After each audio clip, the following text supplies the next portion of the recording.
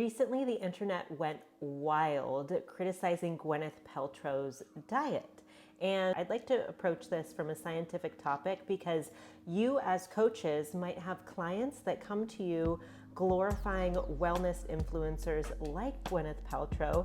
So we need to be informed about how we start talking about these things from a science-based lens. And if you don't know me yet, my name is Omega Zumpano. I am an exercise scientist, menstrual cycle educator, and founder of one of the first menstrual cycle health, fitness, and nutrition certifications for coaches. So if you want to learn more about that, you can click the link below. So first things first that we need to understand about this interview is that this was an interview that she did with her doctor as a podcast, and it's much longer than the snippets we hear on Instagram or TikTok. Another thing that's important that gives a nuance to what Gwyneth Paltrow is dealing with health-wise is her long COVID and her MTHFR gene. And if you don't know what the MTHFR gene is, it is a gene that controls detoxification in the liver. And if we aren't detoxifying appropriately, then we are going to have issues with things like estrogen. And as a menstrual cycle coach and teacher, that is very important to realize. I also have the MTHFR gene. And as I was talking to one of my coaches in our weekly coaching call, she also has the MTHFR gene. But what Gwyneth says in this interview at the end, it's really important for me to support my detox. And what this coach said on a coaching call is something I've heard before, but something that I'd like to share with you because it's really important and it sums up the whole MTHFR gene thing so perfectly. And it is that the genes load the gun and the environment pulls the trigger. So if we are living a toxic lifestyle, obviously we're not going to be able to detoxify appropriately. That's true for anybody, even if they have great genes and great hormonal makeup. So detoxification in Gwyneth Paltrow's diet is one of the first things that I want to talk about. So the first thing that she says in this interview, and in the morning I'll have some things that won't spike my blood sugar, right? So I have coffee. I know a lot of us start our days with coffee, but she has black coffee, and black coffee among wellness influencers is supposed to be better than just regular coffee. I was a black coffee person at one point myself, and I definitely thought I was better than anyone else. Turns out I'm not. Anyway, so if you've seen my other videos on coffee and hormone balance, then you know that coffee is not good if we have detoxification issues, because coffee is metabolized by CYP1A2, and that is a liver enzyme. And if we don't have if we have dysfunction in the MTHFR gene and we are drinking coffee first thing, that in and of itself is toxic. Not only that, but CYP1A2 also detoxes estrogen. And if you follow me on Instagram, you probably saw this post that I made on coffee and how that impacts estrogen detox and PMS. And if you haven't seen that post, or if you don't follow me on Instagram, I'm gonna link that post in the description below as well, so you can go check that out to get a better idea of what I'm talking about. I'll also have some videos up here and down in the description about coffee and how that impacts hormone balance. So first things first, Gwyneth Paltrow is not starting her day off right if she has detox issues. And a lot of us do. A lot of us walk around with the MTHFR gene, and that is why we are perceiving that we have lots of PMS and high estrogen. And I want to bring up this other study that looked at within day energy deficiency and reproductive function in female endurance athletes. So this was a small study, and it showed active women who had menstrual cycle dysfunction were more catabolic, meaning they are using their own body's protein simply to fuel activity. So if we are eating a restricted diet, or if we are doing time-restricted fasting, we are in a catabolic state. We are breaking down muscle tissue. So in no way, shape, or form should any woman with a normal menstrual cycle be fasting. That is a recipe for disaster in terms of muscle mass and hormone health, and I have a few other studies to share with you as well.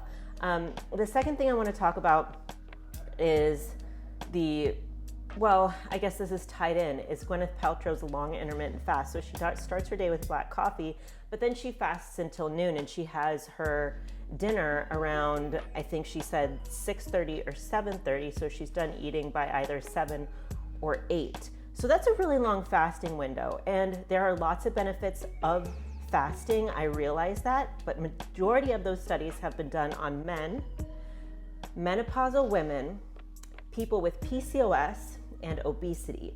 And in those cases, sometimes intermittent fasting is really helpful. But you know what?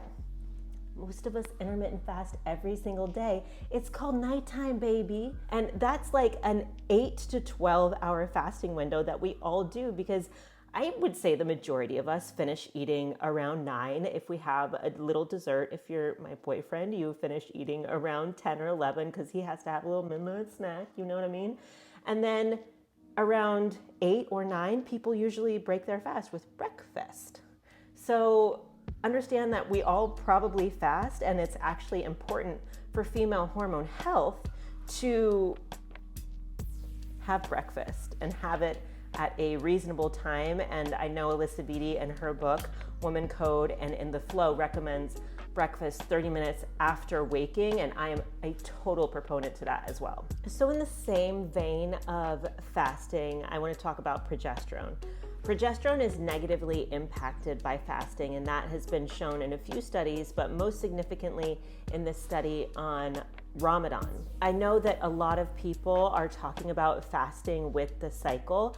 I don't think it's a good idea for reasons that I have shared and will share.